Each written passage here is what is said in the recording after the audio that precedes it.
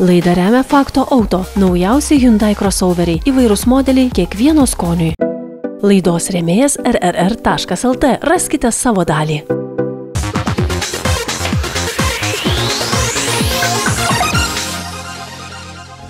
Labas rytas, autopiloto žiūrovai. Jau tikriausiai pastebėjote už mane stovinčią 4-osios kartos Škoda Octavia. Ir tai yra tai, apie ką šiandien papasakosiu naudoto automobilio rubrikoje. Šis modelis debiutavo 2019-aisiais ir po atnaujinimo yra gaminamas iki šiol ir pakankamai populiarus naudotų automobilių rinkoje. Jeigu žvalgytumėtės tokio, tikriausiai pastebėtumėte, kad yra egzempliorių, kurie gali būti įveikę beveik arba netgi daugiau negu 200 000 kilometrų. Todėl manau, kad tai yra puikia proga apie šį automobilį papasakoti naudoto automobilio rubrikoje.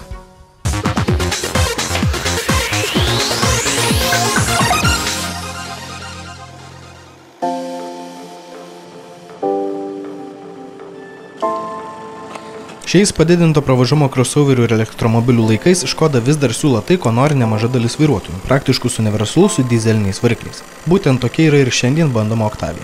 Automobilis, kurį vairuoju, yra pagamintas 2021-aisiais, turi 2 litrų 150 arklio galių dizelinį variklį, suparuotas su 7 pavarų dvigubos sankabos automatinė greičių dėžė. Optimalus derinys dinamikos, degalų ekonomijos ir komforto atžvilgių. Būtent dėl šios priežasties tokios Octavios neretai vos po kelių metų eksploatacijos gali būti įveikusios ir 200 000 ar daugiau kilometrų, nes tai automobilis sukurtas važiuoti ir daryti tai gerai. Važiuoklė suderinta per viduriuką. Pagirtinai sugeria kelio nelygumus, yra minkšta, todėl nevergina nei mieste, nei ilgose kelionėse, tačiau ir posūkių nebijo. Pavarų dėžė veikia labai sklandžiai ir puikiai suderinta su dizeliniu varikliu. Todėl jei automobiliui nėra keliami kokie nors išskirtiniai reikalavimai, surasti šios Octavios trūkumų labai sunku.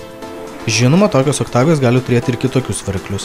Pavyzdžiui, benzininius 1 litro, kurie turi 110 arklio galių, taip pat 1,50 litro su 130 arba 150, bei yra sportiškoji RS versija su 2 litrų 245 arklio galių varikliu. Be 150 arklio galių 2 litro dizelio versijos dar buvo ir silpnesnė su 116 arba galingesnė su 200 arklio galių. Galima rinktis ir iš tinklo įkraunamą hybridą. Silpnesnį, kurio 1,40 litro benzininis be elektros varikliai pasiekia 200 arklio galių pajėgumą arba galingesnė versija su 245. Kalbėdamas apie 4-osios kartos Škoda Octavia interjerą, galbūt daugiau dėmesio skirsiu tam, kaip toks automobilis atrodo po kurio laiko.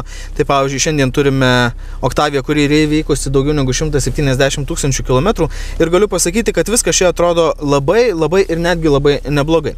Pavyzdžiui, vairas beveik niekiek nenusitrynęs, išlaikęs puikiai estetinį išvaizdą, lygiai tokia pati situacija kalbant ir apie mygtukus esančius čia, tikrai viskas puikiai įsilaikė. Taip pat ir sėdynės.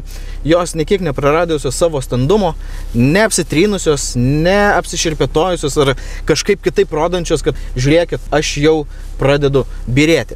Kalbant apie ergonomiką, nėra viskas galbūt taip labai paprasta, kaip galima tikėtis iš Škoda automobilio. Turime modernių savybių.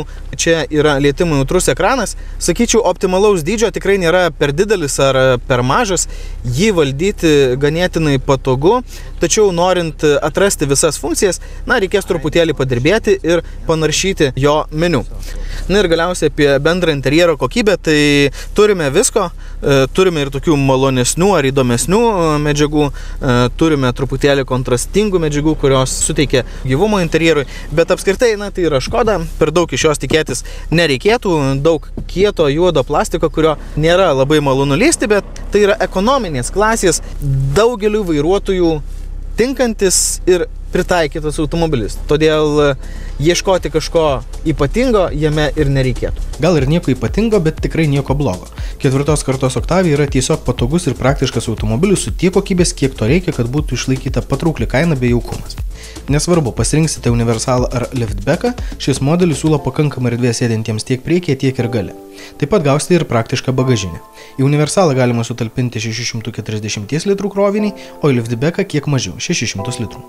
Perkant tokį Škoda automobilį, sakyčiau, reikėtų žiūrėti į jo istoriją, kad tas automobilis turėtų labai aiškią istoriją, labai aiškią ridą, kaip automobilis buvo eksploatuotas, kaip automobilis buvo aptarnautas, kada keistas alyva ir taip toliau. Pirkėjas turėtų prašyti iš pardavėjo istorijos galimos pasitikrinimui, o jeigu jau ir nebūtų tos istorijos, tai tada siūlyčiau pasitikrinti oficialiam servise automobilį, nes šie automobiliai tikrai mėgstami ir jie tikrai nemažai prisuka kilometrų. Taigi, sąlyginai didelė rida tikrai nėra neigiamas nuosprendis tokiai 4 kartos Octavijai, jei tik automobilis iki tol buvo tinkamai prižiūrimas. Tačiau kai kurie vairuotojai turi tam tikrų nusiskundimų šiuo modeliu.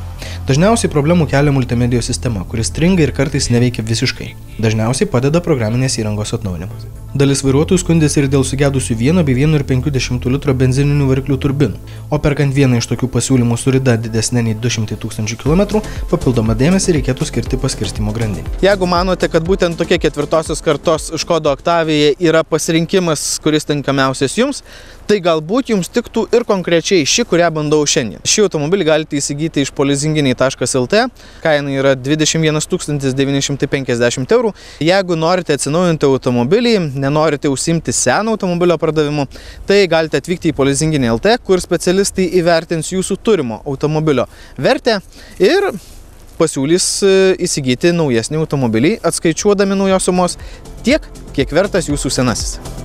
4 kartos Škoda Octavia nėra ypatingas ar išskirtinis modelis, bet niekada tokių ir neturėjo būti. Tačiau tai gerai subalansuotas automobilis, galintis patenkinti labai didelės dalies vairuotojų poreikius.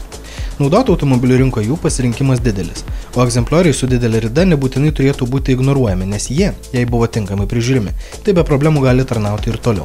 Todėl tokia Octavia gali būti gerų pasirinkimų, jei norite apynaujo ir praktiško automobilio, kuris savo užduotį atlieka be didelių priekaištų.